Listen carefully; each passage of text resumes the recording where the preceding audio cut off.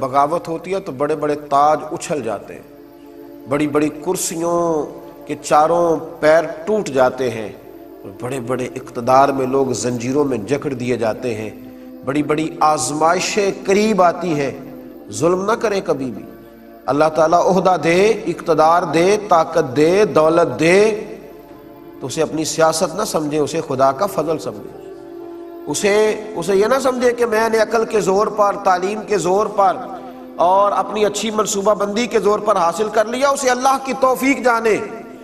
جب تک انسان اللہ کی توفیق جانتا ہے تو نعمتیں محفوظ رہتی ہیں، اور جب وہ سمجھتا ہے کہ یہ تو میں نے جدوجہد کر کے حاصل کیا ہے، یہ تو میری عقل ہے، میرا شعور ہے، پھر زمیں بوس ہوتا ہے، پھر ظلم کرتا ہے، پھر تکلیف دیتا ہے۔ میرے رسول کریم صلی اللہ تعالی علیہ وآلہ وسلم نے ہمیں اس ظلم سے ہمیشہ منع کیا ہے، ہمیں محتاط رہنے کا کہا ہے، ہمیں کہا ہے کہ ہم احتیاط کے ساتھ وقت گزاریں، ہم اپنے شب و روز کا خیال کریں۔ ایران کا ایک بادشاہ تھا تو وہ شکار کے لیے نکلا۔ آپ کو پتہ ہے نا بادشاہوں کے شوق، اللہ خیر کرے، شکار کے لیے جانا ہے، سیر کے لیے جانا ہے، کئی ملکوں کے ویزے سپیر لے کے رکھنے ہیں۔ یہ آج بھی شوق پایا جاتا ہے لوگوں کے اندر، جیسے جیسے پیسے آتے جاتے ہیں نا، شوق ذوق لمبے ہوتے جاتے ہیں۔ اس کا بھی شوق ذرا نرالا تھا، آگے بڑھنا ہے، یہ کرنا ہے، وہ کرنا ہے، تو وہ شکار کے لیے جایا کرتا تھا۔ ایک دفعہ دریا کے اس پار شکار کے لیے گیا، وہ ایک بوڑھی خاتون رہتی تھی، تو اس کے پاس ایک گائے تھی، اس کو گائے سے بڑی محبت تھی، پیار تھا بڑا۔ وہ بڑے شوق سے اسے بلاتی، اسے گھاس کھلاتی، اس سے پیار کرتی، اس کے ساتھ کھیلتی۔ وہ چھوٹی سی بچیا تھی جب اس بوڑھی نے اس کو پالا تھا، بڑی فربا موٹی تازی گائے ہو گئی۔ بادشاہ کے ساتھ جب اس کے سپاہی گئے تو انہیں وہ گائے پسند آ گئی۔ بوڑھی سے کہنے لگے قیمت لے لو، ہمارے ہاتھ بیچ دو، یہ بڑی فربا ہے، ہم اس کا گوشت کھائیں گے۔ اس نے کہا کہ یہ صرف گائے نہیں، یہ تو میرے گھر کا فرد ہے، مجھے اس جانور سے بڑی محبت ہے، میرے ساتھ آتی جاتی ہے، اٹھتی بیٹھتی ہے، میں نے اس چھوٹی عمر میں پالا ہے۔ وہ کہا اماں کیا بات کرتی ہو، جانور تو جانور ہوتا ہے، ہمارے ہاتھ بیچ دو۔ جب بوڑھی نہ مانی تو انہوں نے کہا تمہیں پتہ ہے ہم بادشاہ کے سپاہی ہیں، کو پتہ ہے نا شہزادے اور بڑے لوگوں کے بچے وہ تو کوئی کسی قانون کی پابندی نہیں کرتے، وہ تو قانون توڑنا ان کا شوق ہوتا ہے، تمہیں پتہ نہیں بادشاہ کے سپاہی ہیں۔ جبرن اس بوڑھی کی گائے لی، جبرن، ظلمن، اور پھر گائے لے کر کے اس کو ذبح کیا۔ بوڑھی کو جب پتہ چلا تو بڑا روئی۔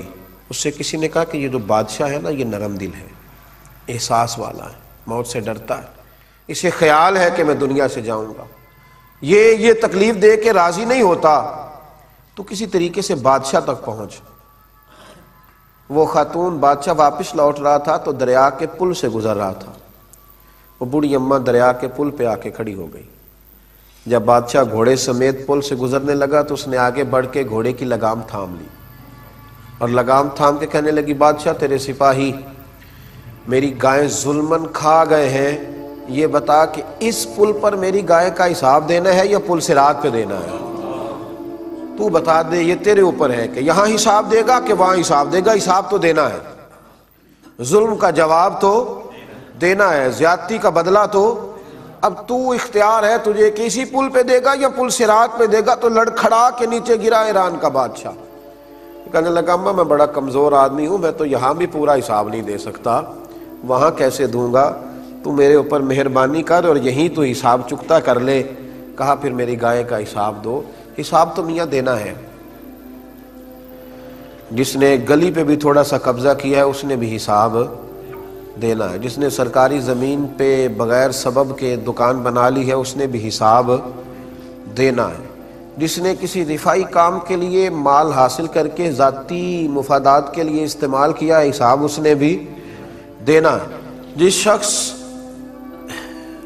نے ایک نیک آدمی کا لبادہ اوڑھ کر لوگوں کو اپنے پیچھے لگایا اور پھر ان سے ذاتی مفادات حاصل کیے حساب اس نے بھی دینا ہے، جس شخص نے لوگوں کو اچھے خواب دکھا کر حکومت حاصل کی اور لوگوں کو بڑے خوشنما باغات دکھا کر انہیں خوشبو کے پیچھے لگایا اور پھر ان لوگوں کے ساتھ زیادتی کی، اس نے بھی حساب دینا ہے. جس شخص نے جو لباس پہن رکھا ہے، جو جس قسم کا ارادہ بنا رکھا ہے اور پھر وہ اس پر پورا نہیں اترتا، حساب اس نے بھی دینا ہے. جس کو پتا تھا، جس کو پتا تھا، جس کو یہ خبر تھی کہ میرے گھر والے غلطی پہ ہیں اور میرے بھائی کے سسرال والے حق پہ ہیں، لیکن پھر بھی وہ اپنے ہی گھر والوں کی حمایت کرتا رہا اور پھر بھی ظلم اور جبر کا ساتھی بنا رہا، ظلم اور زیادتی پر تعاون کرتا رہا، اس نے بھی صبح قیامت حساب دینا ہے. اور دینا ہے، رب کریم حساب لے گا. میرے نبی کریم علیہ الصلوۃ والسلام کے صحابی حضرت عبداللہ ابن مسعود رضی اللہ تعالیٰ عنہ فرمایا کرتے تھے، دعا کرو اللہ ہم سے حساب نہ پوچھے، ہم سے حساب نہ پوچھے. جس سے حساب پوچھا گیا تو وہ الجھ جائے گا، اور جس سے اللہ تبارک و تعالیٰ بغیر حساب کے معاف کرے گا اسی کی معافی ہو سکے گی. جس سے اللہ بغیر حساب کے، ہماری چھوٹی چھوٹی زیادتیاں، میں اکثر سوچتا ہوں کہ کوئی کسی کو گالی دے کے نکل جاتا ہے اور وہ سمجھتا ہے کہ یہ تو غریب تھا، کچھ نہیں کر سکا. حضور صلی اللہ علیہ وسلم نے فرمایا مومن کو گالی دینا اعلانیہ گناہ ہے، مومن کو گالی دینا فسق ہے، اعلانیہ گناہ ہے مومن کو گالی دینا. اور فرمایا اس کے قتل کو جائز سمجھنا یہ کفر ہے. اعلانیہ گالی دے دینا مومن کو، اس کو تکلیف پہنچانا، اس کو اذیت دینا، اس کو پریشان کرنا، اس کو تکلیف دینا، کبھی ایسا نہ کریں. کوشش کریں آسانیاں پھیلانے کی، کوشش کریں درگزر کرنے کی، کوشش کریں نرم رویوں کی، کوشش کریں کہ کبھی بھی کچھ ایسا نہ ہو. بڑا معتدل سا، بڑا خوبصورت تھا حضرت ابو بکر صدیق رضی اللہ تعالیٰ عنہ. کہتے ہیں کہ میں بیٹھا تھا نبی پاک صلی اللہ تعالیٰ علیہ وسلم کی بارگاہ میں، تو ایک شخص آیا، اس نے آ کر کے جناب صدیق اکبر رضی اللہ تعالیٰ عنہ کو برا بھلا کہنا شروع کر دیا. دیر تک اس نے جناب صدیق اکبر کو برا بھلا کہا، معاذ اللہ ثم معاذ اللہ. بڑی عجیب و غریب باتیں کی. حضرت صدیق اکبر خاموش رہے، چونکہ حضور علیہ السلام بھی تشریف فرما. جناب صدیق اکبر سنتے رہے. جب اس نے حد کر دی تو آپ بولے، دو چار جملوں کا آپ نے جواب دیا، دو چار جملوں کا آپ نے جواب دیا. اللہ اکبر. تو نبی پاک صلی اللہ علیہ وسلم اٹھے اور اٹھ کر کے رسول کریم صلی اللہ علیہ وسلم باہر تشریف لے گئے کمرے سے. تو وہ شخص دوڑا، حضرت باہر نکلا، حضرت ابو بکر صدیق بھی نکلے اور حضور کے پیچھے جا کے عرض کرنے لگے، یا رسول اللہ صلی اللہ علیہ وسلم، جب تک وہ مجھے برا بھلا کہتا رہا میں سنتا رہا، حضور میں نے تو دو باتیں کی تو آپ تشریف لے آئے. تو نبی پاک علیہ السلام نے فرمایا، ابو بکر جب تک تو چپ تھا تیری طرف سے فرشتہ جواب دے رہا تھا، اور تیرے سرانے کھڑا ہو کے فرشتہ کہہ رہا تھا کہ ابو بکر تو اس طرح کا نہیں، ابو بکر تو ایسا نہیں جیسا تم کہہ رہے. وہ جب بھی بات کرتا تو فرشتہ کہتا تھا صدیق ایسے نہیں ہے. تو فرمایا جب تم نے خود بولنا شروع کیا تو فرشتہ اٹھ کے چلا گیا تو میں بھی آ گیا، وہ رخصت ہوا ہے تو میں بھی. تو ہم یہ کیوں پروگرام بناتے ہیں کہ میں نے اینٹ کا جواب پتھر سے ہی دینا ہے؟ ہمیں احتیاط کرنی چاہیے، کہیں ظلم، کوئی زیادتی، کوئی ایسی بات، کوئی ایسا فکرہ، کچھ ایسا ہم سے ہو نہ جائے. کتنی خوبصورت وہ حدیث ہے. حضرت سلمان فارسی رضی اللہ تعالیٰ عنہ اس حدیث کے راوی ہیں.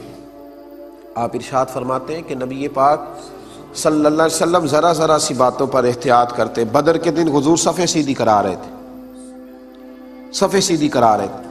تو صفیں سیدھی کراتے کراتے نا حضور نے فرمایا ہاتھ میں چھڑی رہتی تھی، تو نبی پاک صلی اللہ علیہ وسلم نا ذرا ذرا کسی شخص کو دیکھتے تو اس کو چھڑی لگاتے، تو پیچھے ہو جا، تو تھوڑا آگے ہو جا. ایک صحابی کا پیٹ بڑا تھا، نبی پاک صلی اللہ تعالیٰ علیہ وسلم نے چھڑی لگائی، فرمایا ذرا پیچھے ہٹ جا. اس نے ہائے کی، سی کی آواز نکالی، درد محسوس ہوا. میرے محبوب فوراً کھڑے ہو گئے، فرمایا تجھے میری چھڑی سے تکلیف ہوئی ہے؟ یہاں لوگ گاڑی کا ایکسیڈنٹ کر کے بھی کہتے ہیں کہ کیا ہو گیا ہے، وہاں ذرا بریک نہیں لگی تمہیں، مطلب یہ کہ اب کیا ہو گیا، اٹھ جاؤ، ختم ہو گئی بات. تو پتہ نہیں کہ تم موٹر سائیکل کے غریب آدمی ہو اور میں 1.25 کروڑ کی پجاروں پہ بیٹھا ہوں، تم گر گئے تو ختم ہو گئی بات. چھڑی لگی، صفیں سیدھی کراتے تو رسول رحمت علیہ السلام نے فرمایا تمہیں تکلیف ہوئی؟ عرض کی حضور ہوئی ہے. نبی پاک علیہ السلام نے فرمایا مجھ سے آج ہی بدلہ لے لے، قیامت میں سوال نہ کرنا، آج ہی بدلہ لے لے. انہوں نے کہا حضور لینا ہے بدلہ. اللہ اکبر، لینا ہے. تو محبوب نے فرمایا لو نا. یا رسول اللہ میرا پیٹ ننگا تھا، آپ بھی کپڑا اٹھائیے. رسول کریم علیہ السلام نے کپڑا اٹھایا تو وہ نبی پاک صلی اللہ تعالیٰ علیہ وسلم کے وجود سے لپٹ گئے اور حضور کا وجود اطہر چومنے لگے۔ حضور نے فرمایا یہ کیا کر رہے ہو؟ کہا یا رسول اللہ صبح پتہ نہیں رہوں گا کہ شہید ہو جاؤں گا، جاتے جاتے برکتیں حاصل کر رہا ہوں۔